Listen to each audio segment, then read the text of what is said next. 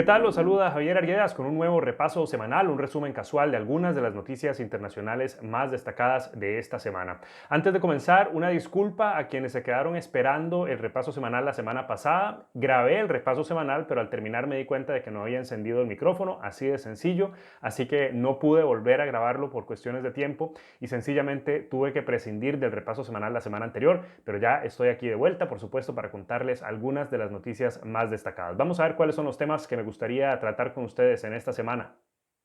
La semana 42 de este año 2020. Comenzamos con un vistazo a lo último en la campaña electoral en Estados Unidos y la controversia que genera, luego los confinamientos en Europa que comienzan a generar ya problemas judiciales, las elecciones en Bolivia que están en curso en estos momentos y lo que significan para el futuro político del país, y finalmente las negociaciones del Brexit que parecen llegar a un callejón sin salida aquí en el viejo continente. Bueno, conforme se acerca el 3 de noviembre y con él las elecciones presidenciales en Estados Unidos, vale la pena echar un vistazo a lo que está pasando en la campaña electoral, que cada semana tiene nuevas intrigas y nuevos cambios de estrategia, especialmente en la campaña de Donald Trump, que como sabemos no está en estos momentos favorecida por las encuestas, que por supuesto eso sí hay que observar con bastante cuidado. Así como lo titulaba aquí Clarín, las elecciones de noviembre, Donald Trump busca el voto de los jubilados con promesas sobre la vacuna contra el coronavirus. Esta noticia es interesante porque nos muestra dos aspectos de la estrategia que parece estar siguiendo Donald Trump. Por una parte, parece que ya no tiene garantizado el favor de los jubilados, un grupo demográfico que sí lo había apoyado con mayor contundencia en las elecciones del año 2016. Ahora las encuestas parecen indicar que ya no tiene tanto apoyo de los jubilados, particularmente en el estado de Florida, que es un estado crucial. Y también nos muestra otro aspecto, que es que la campaña de Donald Trump no ha logrado desviar la atención del tema del coronavirus. La estrategia de campaña de Donald Trump en realidad era enfocarse más en los aspectos de la ley y el orden y del sistema judicial, con el nombramiento posible de una nueva jueza a la Corte Suprema de Justicia del país, y también con los movimientos de protesta en contra de la violencia racial que han generado disturbios y muchísimo descontento por los saqueos y por el comportamiento de los manifestantes, pero no ha logrado enfocar la campaña en ese tema, sino que más bien, por supuesto, el coronavirus, con casos en aumento en prácticamente todo el país, ha sido el eje más importante de la campaña, que beneficia, por supuesto, a Joe Biden, a su rival. Y por eso también parece ser que en esta búsqueda de los jubilados, sobre todo en el estado de Florida, la campaña de Trump intenta también enfocarse en la promesa de una vacuna, es decir, ya no hablar de cuáles fueron las causas de la pandemia o de lo que se puede hacer en estos momentos para evitar los contagios, sino enfocarse en la solución, en que muy pronto va a llegar una vacuna y en que la gente no va a tener que esperar para volver a la normalidad.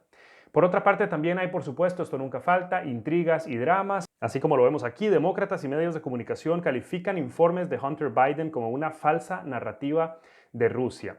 Esto es en relación con una noticia que salió a circular que aseguraba que el hijo de Joe Biden había estado conspirando con autoridades ucranianas para obtener acceso a entrevistas con el vicepresidente en aquel entonces, cuando estaba en el gobierno de Barack Obama, algo que es parte de toda esa controversia que no solamente envuelve a Joe Biden, sino también, por supuesto, al presidente Donald Trump. Y estas informaciones habrían venido sobre todo de Rudy Giuliani, exalcalde de Nueva York y también republicano, que apoya muy fuertemente a Trump en la campaña y que aparentemente estaría averiguando estas informaciones y recibiendo los detalles de esta aparente conspiración o de esta corrupción que podría haber. Bueno, ahora resulta que los servicios de inteligencia de la misma Casa Blanca habían advertido al presidente que el gobierno de Rusia estaba intentando interceder, como lo hizo en el año 2016, en las elecciones, en el proceso electoral estadounidense, y que en este caso una de las estrategias era informarle o pasarle información a Rudy Giuliani que pudiera comprometer a Hunter Biden con informaciones que serían falsas. Así que, una vez más, dos verdades, dos caras de la moneda. No se sabe a ciencia cierta qué es lo que es cierto y qué es lo que no, pero hay señales de aún más controversia a pocas semanas ya de estos comicios.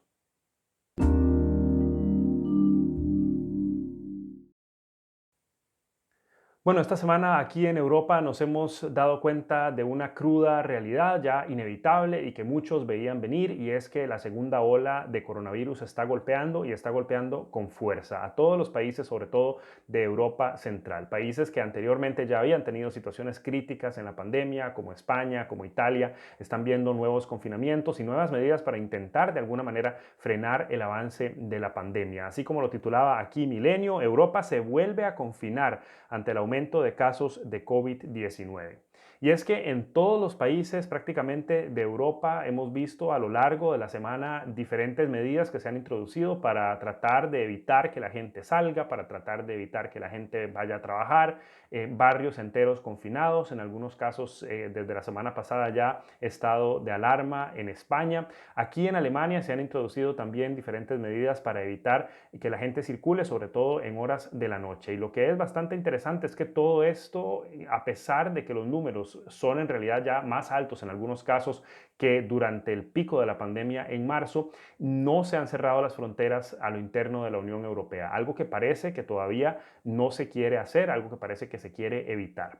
Es importante aquí destacar que el indicador clave siguen siendo la cantidad de camas que hay en las unidades de cuidados intensivos. Mientras ese número no se sobrepase de lo que las autoridades estiman, probablemente no veamos mayores medidas de confinamiento o cuestiones como el cierre de fronteras o que, por ejemplo, la gente no pueda viajar. Pero sí hay una intención muy clara de evitar y de desincentivar a que la gente viaje y circule a lo largo y ancho del viejo continente. Interesante aquí además que todas estas medidas están generando ya problemas de índole judicial. Así como lo titulaba aquí todavía la semana pasada, Clarín, la segunda ola del COVID, Angela Merkel anuncia nuevas restricciones por el rebrote del coronavirus en Alemania. Bueno, esas restricciones de las que habla aquí Clarín incluían, por ejemplo, el cierre de todos los bares, restaurantes, supermercados y la prohibición absoluta de la venta de alcohol a partir de las 11 de la noche. Bueno, algunos de los bares, parte por supuesto del gremio gastronómico que se ha visto tan afectado durante la pandemia, demandaron al gobierno a raíz de esta intención del cierre de bares, que por ejemplo se dio aquí específicamente en Berlín, aduciendo que no había ninguna muestra científica, ninguna prueba de que el riesgo de contagio aumente a partir de las 11 de la noche, ni de que aumente si las personas están en bares y restaurantes. Y esto es indiscutiblemente cierto, ya que se ha demostrado que la cantidad de brotes de coronavirus en realidad proviene casi siempre de reuniones privadas y de fiestas familiares, que son los principales puntos de riesgo. Obviamente el Estado quiere desincentivar a que la gente tome alcohol, de manera que esa prohibición no se pudo levantar, se tuvo que mantener, es decir, la gente no va a poder consumir alcohol en los bares y restaurantes, pero sí van a poder mantener abiertos los establecimientos, también por ejemplo los supermercados y las tiendas de conveniencia. Todo esto con el fin de que la gente pues de alguna forma tenga una sensación quizá más psicológica de que debe tener cuidado y que debe distanciarse. Lo mismo también con el uso de mascarillas cada vez en más países y cada vez más también en espacios públicos.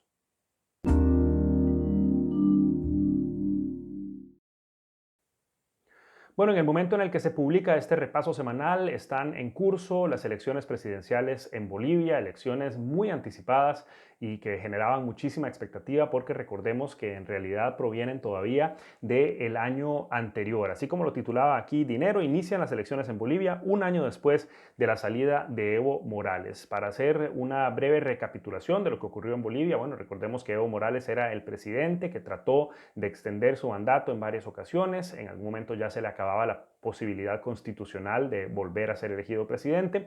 Hizo entonces un referendo que perdió, es decir, los bolivianos dijeron que no querían que se extendiera la posibilidad constitucional de reelegir al presidente una vez más. Así que generó una especie de vía judicial alternativa por medio de los tribunales para poder hacer ese cambio constitucional y poder ser reelegido presidente. Llegó a los comicios. No se sabe, eso no me atrevería yo a decirlo, si ganó realmente o no. Las elecciones le dieron el triunfo, pero hubo enormes manifestaciones, violentas protestas de la gente que asumió que había habido un fraude electoral y denuncias también, entre otras, de entidades como la Organización de Estados Americanos, que en su rol de observación y de investigación determinó que había habido anomalías en ese proceso electoral. Bueno, eso dio pie al gobierno interino de Yanine Áñez, que es la actual presidenta interina de Bolivia, que también se candidató para para las elecciones, luego retiró su candidatura para evitar que el voto se distribuyera entre varios candidatos y así estamos ante el escenario de hoy con dos principales candidatos presidenciales, Luis Arce del Movimiento al Socialismo, que es el partido de Evo Morales, y Carlos Mesa, que es un expresidente que quiere volver otra vez al poder. Bueno, así las cosas, los comicios van a estar bastante interesantes. Se asume, según las encuestas, que probablemente va a haber una segunda vuelta electoral, es decir, no se va a decidir necesariamente el mandatario en estos comicios de domingo. Pero hay que tener también cuidado porque los resultados de esas elecciones van a ser pues ampliamente criticados posiblemente, van a estar bajo escrutinio de observadores internacionales, pero también de quien sea que pierda probablemente ese resultado electoral. Y la otra gran pregunta es qué va a pasar con Evo Morales. Así como lo titulaba aquí Infobae, el gobierno de Bolivia asegura que Evo Morales no volverá al país ni aunque gane el MAS las elecciones. Por supuesto que con el triunfo posible de Luis Arce y del Movimiento al Socialismo se asume que podría regresar Evo Morales, quien está actualmente exiliado en Argentina y que ha, eso sí, gestionado la campaña desde Argentina. Y la pregunta es si va a intentar Evo Morales de alguna forma volver al poder en Bolivia. El gobierno actual es claramente opositor de Evo Morales. Este es el gobierno interino de Yanine Aña, de quien proviene ese ministro que está dando estas declaraciones, pero lógicamente en el momento en el que haya un cambio de poder, la situación podría cambiar. Y ahí vamos a ver si cambia también simplemente el modelo de desarrollo de Bolivia. No hay que olvidar que el movimiento al socialismo llegó al poder desafiando a una clase política tradicional que en cierta medida logró cumplir algunas de las promesas, pero que por supuesto también ha sido muy criticado, sobre todo por la clase alta del país y por los empresarios que en estos momentos apoyan a los partidos opositores. Así que muchísimas tensiones y tal vez también posiblemente más protestas se avecinan en Bolivia en los próximos días.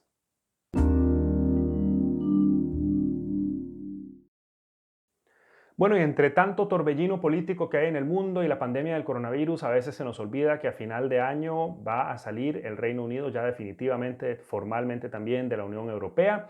Y la pregunta es cómo lo hará. Y las negociaciones que prometían un acuerdo entre la Unión Europea y el Reino Unido, pues en estos momentos están estancadas y en una situación bastante crítica, poco prometedora. Así como lo titulaba aquí El País, Londres congela de modo unilateral la siguiente ronda negociadora del Brexit. Bueno, esto después de que, recordemos, Boris Johnson había intentado pasar una ley que revertía o que no ponía en efecto algunos de los compromisos que ya se habían acordado en ese acuerdo, valga la redundancia, entre el Reino Unido y la Unión Europea. Esto generó, por supuesto, enorme descontento entre los países de la Unión Europea y en Bruselas, pero se habían vuelto a sentar a negociar para ver si se podía encontrar alguna especie de salida a este conflicto. Y esas negociaciones iban a ser intensificadas. Ahora Londres mismo, por boca también del mismo Boris Johnson, dice que no, que Europa tiene que cambiar de actitud en relación con el Reino Unido, que tiene que otorgarle más libertades y que de no ser así, pues no se van a continuar las negociaciones. Parece que Boris Johnson está intentando de alguna forma u otra de generar un poco de crisis antes de que llegue ya la ronda final de esas negociaciones.